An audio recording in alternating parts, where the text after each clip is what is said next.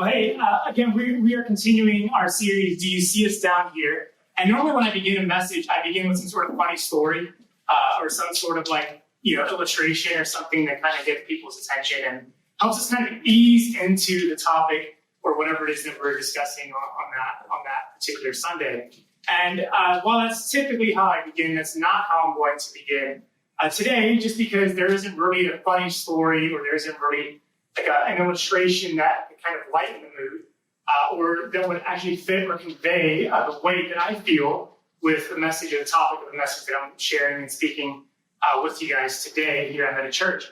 And I think maybe to kind of help paint a picture of sorts, I guess I don't know whether you feel the same way I feel about this particular thing, but I imagine that most of us here have felt the way I feel about something in life, where you just feel like extremely burdened by it, where something just kind of weighs heavily on your heart, on your spirit, and maybe it's just kind of you're going about your day and things are relatively normal and things are smooth sailing or nothing out of the ordinary. And then for whatever reason, you just get hit with something or that thing, and it just burdens you and it kind of like down to your spirit, down to your core, where you just feel the weight of what it is or this experience or this situation. And specifically, if that thing or when that thing is wrong. When you see something that's so wrong, and I guess part of the reason why you're so disturbed, or part of the reason why you're so burdened by it is because there's a level or a sense of this shouldn't be this way, but I don't know what I'm supposed to do to make it not this way. Has anyone ever felt that before? Okay, so that's how I feel about racism and discrimination. And that's how I feel about the thing that we're talking about today, which is that it's this idea of hatred fueled by someone's ethnicity or where someone was born or the language they speak or the accent that they have or talk with. And it burdens me because of what I see. It burdens me because of what I witness or what I observe, via media or via, interactions with other people. But it also burdens me because of what I've experienced and what I've gone through myself as a Hispanic or Latino male in the United States. And having been on the receiving end of this stuff, where you see someone, like I said, there's a difference. I've seen things where people are targeting or speaking or attacking someone or a group of someone's because of something or because of something, the way they look. But when you're on the receiving end of that, it just kind of blows your mind. It kind of changes this and it creates this sense of, what's going on here? And how is this the way things are? This shouldn't be this way. This shouldn't be the way we connect or interact with one another. This shouldn't be the way that we accuse or talk to one another. I've been in multiple different states and have been pulled over at least 3 times for looking suspicious. I was following all the laws. I was driving my vehicle legally. I had no expired tags. I wasn't violating any speed limits. I wasn't doing anything wrong. Yet I'm pulled over for looking suspicious and then let go freely because I did nothing wrong. And yet I carry that with me and think, well, what could I have done? What was so suspicious about obeying the law? That someone like me would be obeying the law? Is that what makes it suspicious? I've been on the receiving end of someone's racist jokes about me or about my family, about my own daughter. And then when I say something about it or confront it, they take offense that I've been hurt by it. And I think to myself, well, what do you mean? Why are you bothered? Why should I lighten up? Why should I just say, well, it's okay, you were just joking. Okay, that doesn't bother me. And it's not just me, and sadly, it's been my own daughter, who at 3 years old discovered that she wasn't allowed to play with certain kids because her skin color was different, because she didn't look like other kids at the playground, because she didn't look like other kids in that play space. And then I experience these things, and I see these things, and then I get so kind of burdened and weighed down by it, and I find myself asking this question, God, do you see us down here? Us, me, other people like me, or all of us, God, do you see how we're approaching this, or God, how we're kind of, each thing is just getting worse and worse, and it's kind of it's on the rise, it feels like. And it shouldn't be this way. Not at all. But it's not just what I see out there, in the world. It's what I see in us and in here. It's what I see in Christians and in the church. Because the person who made a racist joke about my daughter and about my family and took offense that I was hurt by it was someone who was standing in my living room during a church Bible study. Someone who was frequently attending my church and had been a believer for a long time. When my daughter was told, hey, you can't play with us because of the way you look, it was at her Sunday school. It was in the space where she's supposed to go and be accepted and be welcome and be invited in. And so I find myself asking the same question, but just with a different tone. Like, oh God, do you see this? Do you see what we're doing to each other? Do you see how we're talking to one another? Do you see what's happening here? And I think what kind of messes with this is because, in that situation or in those predicaments, you really, honestly, you just feel like completely and wholly unworthy. Unworthy because you don't look like someone else, and because of that, or because you don't sound like someone else, or because you're not, the majority in a certain situation, you feel like you don't belong, or that you're not good enough to stand in the presence or with those, in association with those people. You feel inadequate. Because I think to myself, what could I have done differently? Again, on multiple occasions, in multiple different states, in different parts of the country, in houses that I owned and lived in for several months, while I'm out doing yard work, a neighbor will pull up to me and ask, how much do you charge to do landscaping? Someone who lived 4 houses down. Someone who lived around the corner, and I think, what can I do? I'm trying to do the same thing you're doing and establishing a home for my family and living this American dream. And it's not enough. It's not enough to go about things the right way. It's not enough to do things ethically. It's not enough to do things in a way that's honorable and treats others with dignity. And yet somehow I find myself being the target of someone's either intended racism or unintentional comments. And then, truth be told, it makes you feel afraid. Because you think, if this is my friend, and he says this when we're on good terms, this is someone I know, someone I trust, what would they do if they were angry? What would they do if they were upset? Or what if I actually did something that offended them? How would they respond? What would them targeting me look like or feel like in that situation? And of course you feel alienated. You feel like no one else gets you except for the people who look like you, but there's so few and far in between or around in this predicament or in this situation or in that moment that you just feel like you're all alone. And it seems to me that more and more we're living in an age or in a society or in even a Christian, even in the Christian subsect of culture, that it's becoming more and more, maybe I wouldn't say appropriate, but I would use the word accepted for people to voice their frustrations and dislikes about certain people or certain people groups, and to use platforms like social media or to use conversations in the workplace or to use attitudes or actions in kind of how they approach certain situations that are fueled by racist biases. And, it seemed like we lived in a time where people would hide those things. And now it's become more blatant. It's become more transparent.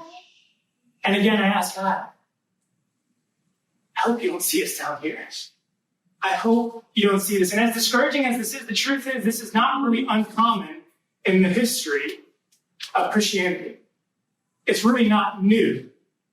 It's not something that's just all of a sudden come out of nowhere. I mean, if you walk it back to the foundation of the Christian way, you have things like segregation and slavery that were propagated and fueled by Christian people, justifying, a rebellion or an anti-sentiment against mixed races or things of that nature. Of course, you walk back further behind that, and you have things of, colonization, and God is telling us to go and take land or take territories, and it doesn't matter who suffers or who pays the price. We're not paying the price, someone else is, because God, or the name of Jesus, has told us we should go and take this territory. Of course, most famously, and maybe the blackest eye of them all, are the Crusades, where for hundreds of years, Christians were at the forefront of targeting people groups and waging war against other ethnicities. And even in the early kind of, well, maybe not the early, but the latter formation of the Roman civilization, the Roman Empire, things like imperialism and Christian nationalism became common. You see, we talk about Christianity and the Roman Empire being persecuted, but when Christianity became the state religion, all of a sudden it was those who were not Christian that were being persecuted. It was those who were no longer believers or who were not believers, who did not profess the name of Jesus, who were not unified with the church, who were the target of someone else's hate and vitriol. And even in the days and months and years following the resurrection of Jesus, racism and prejudices and biases within the church reigned supreme. In fact, so much so that there were faith practices in place that discriminated against and targeted those who were not of a certain ethnicity or a certain regional descent, and those who did not buy into the Christian faith as kind of part of their Jewish tradition or their Jewish custom. That those who were on the outside were never going to be allowed on the inside. And so when I look at the scope of this, I realize that this issue has plagued Christianity for a long time. And sometimes we've been great at addressing it. Other times, we've been terrible. And we've allowed for it. We've made acceptances of it. And we've actually enforced or reinforced these situations or these issues. But, and this is a big but, it wasn't always that way. You see, there was a time when things changed.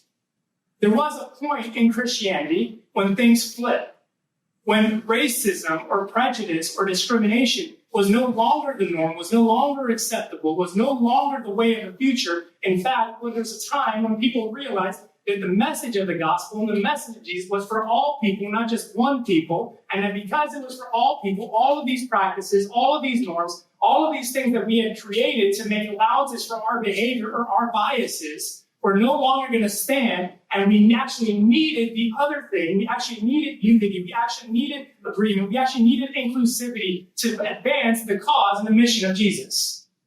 And that's what I want to talk about. Yeah. Because it's easy to get caught up on all these other issues. And it's easy to say, well, this is the way things are. This is the way a person did this or that person did this. And we can get in this endless debate or this endless cycle of arguing and fighting and bickering back and forth and actually miss out on the thing that can actually change this. Yeah. And my hope and my belief, and I'm going to generously assume, regardless of whether I know you or not, that everyone here and everyone listening online at some level agrees that this should not be this way and that we have the opportunity to do something about it. We may disagree about how to do something about it. We may disagree about when to do something about it, but we agree something needs to be done. And if you're taking notes or if you care about message titles or whatever, to me, it's pretty straightforward. Today's talk or today's sermon is simply titled, It's Time for Change. It's time for change. And listen, I say that very humbly. It's not to say that Meta is the catalyst or going to be at the forefront of bringing about this change, but I do believe Meta has a responsibility to be a part of the change. Yeah. And so long as I'm the pastor, and so long as my wife and I are leading this thing, we will always seek to bring about the change that God has called us to be a part of, regardless of how difficult it is, regardless of how uncomfortable it makes us, regardless of how challenging or complex the answers or the solutions may be. And so today what I want to do is I want to set up, or I want to talk about the time that things changed. And I want to look to that moment and use that as a catalyst for conversation, a catalyst maybe in some situations for repentance, and ultimately a catalyst for change. And so we're going to be in the book of Acts in chapter 10 in just a moment. But before we get there, I kind of want to set up what's taking place. You see, Acts chapter 10, we kind of encounter a very unique or distinct situation in the New Testament, or at a critical time of the formation of the early church. And in Acts chapter 10, we read about Peter, who was basically Jesus' appointed, kind of the foreman for leading this thing called the church. And he's in a small village town of Joppa, a Mediterranean village, about 3 miles south of modern-day Tel Aviv. You can go there, you can walk the streets and visit it today. And so while he's there, he's visiting with a friend named Simon the tanner. And he's waiting for food to be cooked, we're told. And so while he's waiting, he decides, I'm going to go hang out on the roof because he's got a rooftop, and then there's a rooftop view of the Mediterranean. So I'm going to go out, I'm going to spend some time up there while I wait for lunch to get cooked. And as he kind of makes his way up to the roof, he arrives at the roof, and it says that, or we're told that he fell into a trance. Luke, who wrote about this, tells us that Peter fell into a trance, and in this trance, he had this vision. And the best that he could describe it was this vision of what looked to be like a large sheet with four corners. And this large sheet with four corners was descending from the heavens down to the earth, and it was filled with all sorts of animals, it was filled with all sorts of birds, it was filled with all sorts of reptiles. And Peter hears a voice whom he believes to be the Lord, and his voice says, "Hey, Peter, get up, kill, and eat." And Peter, being the devout, staunch Jew that he was, tells God, no. I mean, because what do you do when you're staunch in your faith? You tell God no. So God, no, I will not do that, because you know what my Jewish laws say. You know what my Jewish customs are.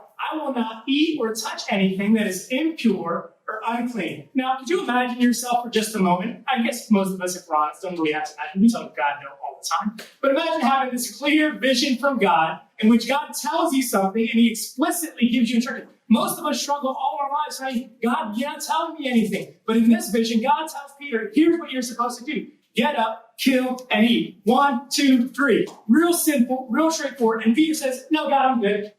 I'm good. You know me, God. I know you're just trying to tempt me over here, but I'm devout. I'm religious as can be. I'm at the top of my game, and I am not sinning. I am not stumbling. I don't trust you. I know this is a setup, and so I'm going to do what I'm supposed to do. We do it all the time. It's just not written about in books that people read for 2,000 years. So Peter tells God no. And God, in his grace, decides to tell Peter 3 more times and gives him the same vision and repeats it over and over and over again. As soon as the third vision is completed, Peter is perplexed and thinking, what could this mean? And there's a knock at the door, and he finds out that 3 men have come to meet with him. 3 men have come looking for him at his friend's house. I don't know where you grew up. I don't know what customs you had in your household. I don't know what it was like with your parents. But in my household, if 3 men show up in my house looking for me, I'm not going to the door. I'm going out the back door. I'm going somewhere else. Peter shows up and he says, okay, what is it that you have with me? What business are you looking for? And these men said, we are officers, or we are delegates of a Roman officer who lives just up the coast in the town of Caesarea. And this man is a Roman official, but he's had a vision from God that we are to come and get you, and you are supposed to come to his home. Now, again, may not seem like a big deal other than just, well, it's kind of weird, vision, okay, whatever. But you got to understand, the Jewish people were under the Roman rule. But the Romans didn't belong there. That wasn't their land. God didn't promise the Romans that land. He promised the Israelites that land. So in a lot of ways, they were occupied by a group, by what they would call a terrorism group, who forced submission, who forced obedience. And so now God has spoken to some other men. He's given Peter a weird vision, but he's spoken to some other men and told Peter, you're supposed to go to this Roman terrorist home and spend time with them. So they determined, well, let's not rush into things. Let's go tomorrow. And so that's what they do. They decide to go the next day. And this is where we pick up in Acts chapter 10, verse 28. Here's what the scriptures say. Peter told them, he walks into Cornelius' home, and he says, you know what is against our laws for a Jewish man to enter a Gentile home like this or to associate with you? But God has shown me that I should no longer think of anyone as impure or unclean. Time out. Imagine yourself walking into someone's home and saying, it's against the law for me to hang out with you. People like me don't normally spend time with people like you. I mean, think about what's being said. Look at this first part, okay? Look at how Peter speaks. He says, he walks into his house. It is against our laws for a Jewish man to enter a Gentile home or to associate with you. For my colored friends, imagine getting invited over to someone who's not your same color. And they say, yeah, you can come over. We want you to come over. Or you invite them, I should say, over to your place. And so they show up, and the first thing they do is they walk in the door and say, you know what? Listen, Ricky, I'm glad you invited me, but normally people who look like me, people who talk like me, people who come from where I come from, don't hang out with people who look like you or people who talk like you or people who come from where you come from. You know what I would do? I would show them a place where my foot belongs. I mean, imagine just walking into having the audacity for my non-color friends. Imagine someone of color inviting you over. And in the moment you enter, you're trying to build a bridge, you say, okay, you come over to my place. And the moment they come and they say, normally I don't hang out with you. Normally I don't talk to you. Normally I'm not interested in doing things like this social gathering that we're having here in this moment. They didn't even take their shoes off. They haven't even sat down at the table. They haven't even, this is the way he introduced himself. And then look at the second part. He says this. He says, God showed me that I should no longer think of anyone as impure or unclean. Again, time out. It went from bad to worse. You ever said something, you're like, oh, I wish I could take that back. Not Peter. He said something, said, oh, in case you didn't understand, I should no longer think of you as impure or unclean. This is almost like saying, well, God made me do it. I shouldn't hang out with you. Normally, I don't do this kind of thing. But God kind of made me do it. God had to convince me that it was okay. But think about how wild this is. Now, here's the kicker. This was somewhere about 12 to 15 years after Peter watched Jesus rise from the dead.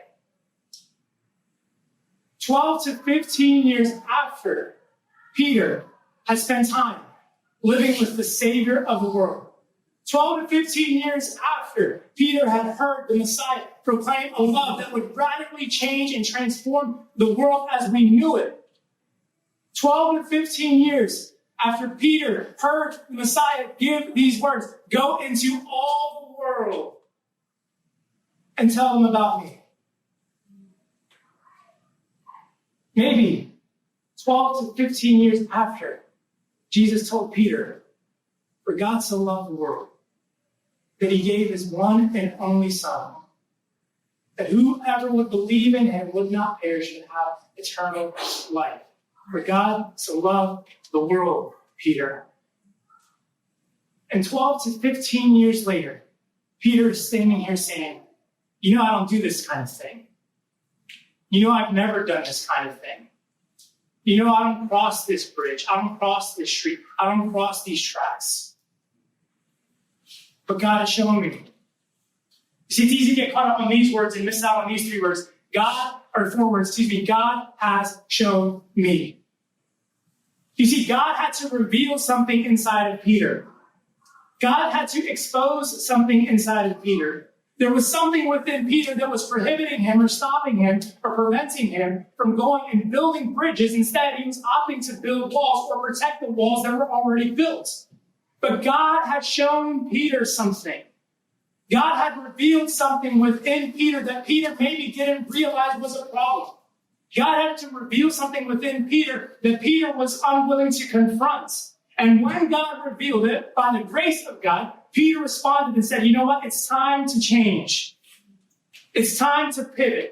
It's time to respond. It's time to engage this conversation a little bit differently. Yeah, I may stumble over my words. And if I were to have that situation again, maybe I'd say things a little bit more tactfully. Or maybe I'd say things, maybe I just wouldn't bring up what I used to do. Maybe I would approach it differently. But by the grace of God, he had revealed something to Peter. And Peter decided it was time. It was an opportunity for him to change. And I think the same is true for you and I today, that God has to expose something. If everything is going to change, God has to expose something within us.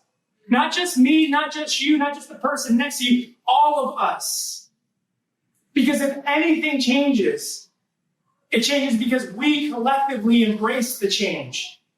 But the moment one of us chooses to go against the change, the moment one of us bucks what God is doing, the moment one of us is unwilling to go where God was willing to go for us, then we become a part of the problem versus being a part of the solution. And we've already established here generously that all of us want to be a part of the solution. You see, God has to do something inside of us. And I think it has to happen, maybe at least in the initial set, kind of like at 3 different levels. It has to happen directly. It has to happen where we've been directly involved as a perpetrator in this. It has to happen where we've been complicitly involved in this. And it has to happen where we've been involved systemically in this. Because racism, prejudice, discrimination, hatred happens at all of those levels. In fact, it thrives in being involved in all those levels, and it cannot thrive or it cannot survive if one or two of those levels are cut off. You see, when I talk about directly, it starts with us. We have to look at our own feelings, our own sentiments, our own actions. We have to look at the attitudes and the behaviors that we've held on to that have played into this. And listen, I'm raising my hand and saying I'm as guilty as someone else. I'm not sitting here saying, well, I'm brown skinned or because I'm an ethnic minority that I don't have to play by these rules. In fact, part of the reason why we spent 5 years living in the Pacific Northwest was for God to deal directly with my feelings and sentiments that played into racial prejudices and biases. You see, as a 21-year-old guy, I moved out to a suburb of Portland, Oregon, where statistically speaking, the demographics were 77% white. And when you talk about brown people, black or brown people, we were statistically a representative of about 10% of the population. The other 15% represented Asian or European. So when it comes to visible skin color, nearly 90% of the people did not look like me. And I was a part of a group, a process group of sorts, with 30 other men, most of them my elder. And we had really basic rules. We met every Friday, and the rules were you had to say what's on your mind, when it's on your mind, the way it's on your mind. And then the fourth rule was, and then you got to get ready to take punches. And you got to be ready to take whatever comes back your way. So my first meeting there, I showed up. It's like, I'm just an observer. I'm just here because I got invited. I have no business being here. And directly across the circle from me was an elder African-American man, somewhere in his 50s, saying, you over there, you haven't said anything. What are you doing here? I said, that's a great question. I don't know what I'm doing here. I don't know why God would take a kid from New York City and move with a vision to start a church in New York City and move them to suburban Portland, where the population is 80% white, and I'm an outlier and don't fit in. And without flinching, this elder black man said to me, God brought you here to learn how to love white people. No, he didn't. I'm married to a beautiful white lady. I love her. Can't be it. You got anything else? Try again. You laugh, that's what I said. And he said, no, you love one white person. You don't love white people. And God brought you here, and so you learn to love white people. He's not going to send you to New York. And I took that challenge, that indictment, that charge against me, and I did my best to confront it. And realized and discovered that within, I had direct feelings of racism and prejudice. Was some of it based off of how I've been treated? Sure. Was some of it based off of how I heard people talk about my mom or talk about my dad? Absolutely. But were any of those reasons for me to continue walking and living in those ways? Absolutely not. And so there were things within me that God had to expose. And there are things within each of us that God has to expose. And it's not a matter of whether or not God can or will expose them. It's a matter of whether or not we will or can respond to them. And so it happens at a direct level, but it also happens at a complicit level. At a level in which we just see what's happening or we're aware of it, but we don't want to engage it or we're not sure what to do with it. We don't know how to respond. We don't know how to get involved. We don't know where to interject because maybe you've tried and someone has shot you down or someone said, well, you don't know anything. What do you have business speaking into this? But listen, our silence is complicit. We don't have the privilege of remaining silent. Not today. Not in this situation. In fact, it was Martin Luther King Jr. who said this in the end. We will remember not the words of our enemies, but the silence of our friends. You know where it's hurt? When the people who stood with me in that circle where that guy made the joke, where they laughed, and then when I addressed it, they chose to walk away. Because there's obviously a lot awkward, uncomfortable, I shouldn't be involved in this. You know where it hurts? Is when the people who say, yeah, I'm for you, I'm for your people, I'm this, that, or the other. But then you see they like something else on Facebook or Twitter or Instagram that carries, some sort of racial prejudice or undertones or overtones. It's the silence. And that silence is complicit. It affirms that side of things.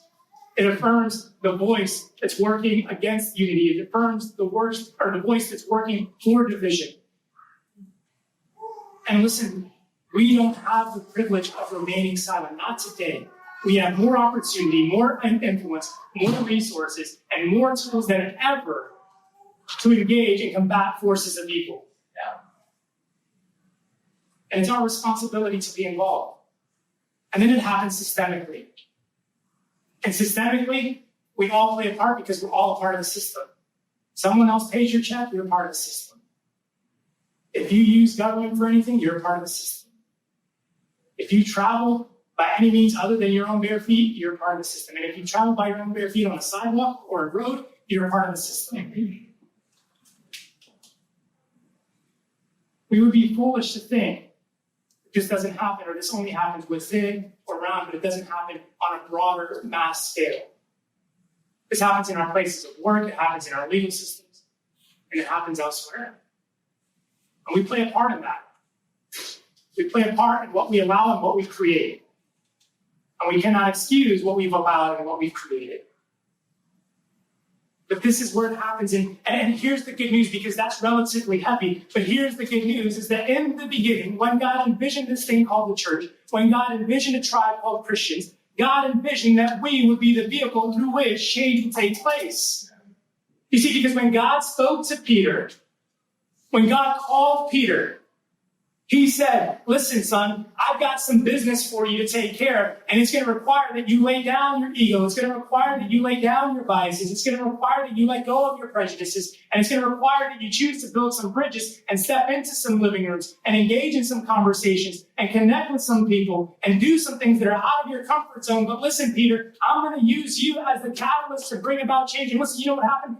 5 years later, there was a council held in Jerusalem in which the Christian leaders determined, you know what? We need to throw away all of these burdensome rules and religions and laws that prevent or discriminate against people who don't look like us, and say, listen, here's what it is. Basically, simplify it down to that thing Jesus said, love God, love others, and you can be a part of this. Oh, by the way, just don't eat any blood that was sacrificed to idols, but everything else is pretty much fair game, and so you can be a part of this movement. And because that happened 5 years later, listen, here's what they didn't know.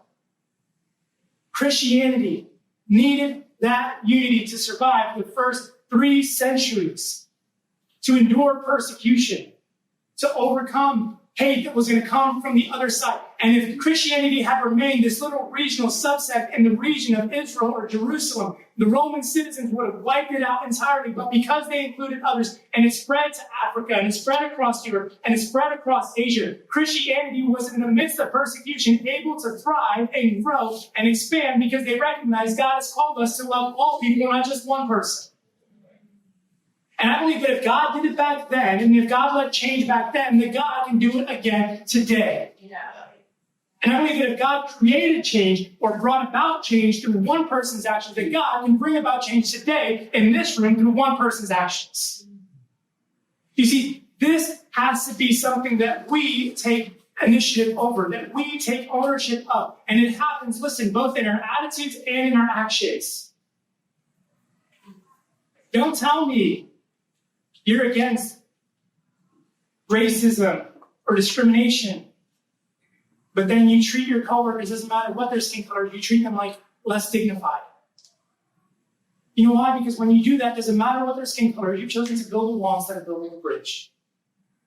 Don't tell me you care about how people feel, but then when it's convenient for you or when it bothers you, you're going to treat people worse than the grace that God has shown to you. And then say, oh, we've got a problem in this country. Because the moment we do those things, we become part of the problem. Listen, I'm not asking for your perfection, neither is God. God is not demanding that you go 100 for 100 in every human interaction. But listen, if we have an attitude that says, I will not, or I won't, or I can't, or I don't, then we will never experience a time that says, we did, and we have, and we will. Yeah. It's our attitudes and our actions. And the reason why all of this matters, is because of what takes place after Peter's awkward introduction. And here's how Cornelius replied. Verse 30 says, 4 days ago, Peter, I was praying in my house about this same time, 3 o'clock in the afternoon. And suddenly a man in dazzling clothes was standing in front of me, and he told me, Cornelius, your prayer has been heard. Here's why it matters. When we respond in kind, when we say, God, look through me, directly look through me, where I've been complicit, reveal to me where I'm a part of the system that's involved in this. God, affect my attitude, affect my actions. When we pray that prayer, what we don't realize in the moment is that we are becoming the answer to someone else's prayer. Someone else, somewhere else is crying, God, do you see me down here? God, do you see what I'm experiencing? Do you see how I'm being treated? Do you see how I've been rejected? And you could be the answer to that person's prayer. But the hardest place to look is to look within. We can look at the news. We can look at social media. We can look at this and go, he doesn't get this, he doesn't know that. I'm not trying to get that or this. I'm trying to get you to look within. And so I want to leave you with a question, and I'll share one kind of final story. But the question is simply this. Would you ask God to do for you what he did for Peter? Would you ask God to do for you what he did for Peter?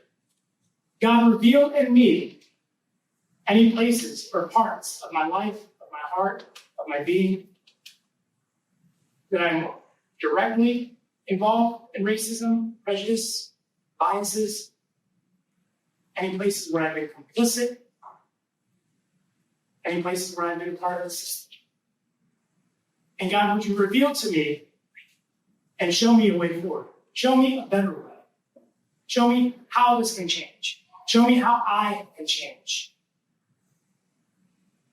I want to show you this image. And it's a picture I took on my first trip to Israel. This, at the top it says, House of Simon the Tanner. And this is in Joppa. Now in Israel, if you don't know Israel, they have what they call A sites, B sites, and C sites. A sites are, this is 100% authentic. We know definitively it happened here. B sites are like, we're not 100% sure, but we're pretty like with 70 to 80% confidence. This was the spot or the location. C sites are like, we don't know where it happened, but if we set up a booth here, people will pay to come see it. Okay? The house of Simon the Tanner is an A site. For 2,000 years, this place has existed, and we've known this is the place that Simon the Tanner has lived, and this is the place upon the roof of this home is where God came to Peter. He said, Peter, rise up, kill, and eat. And on my first trip to Israel, I stood in front of this wall, and I wept tears. I wept tears. Because it was there that someone would say yes. And 2,000 years later, someone like me could respond to the love of Jesus. Someone like me could say, God, I'll give up any sort of prejudice or racism that dwells within me because I believe you offer a better way. And my prayer today, my prayer this week has been, God, do for us what you did for Peter.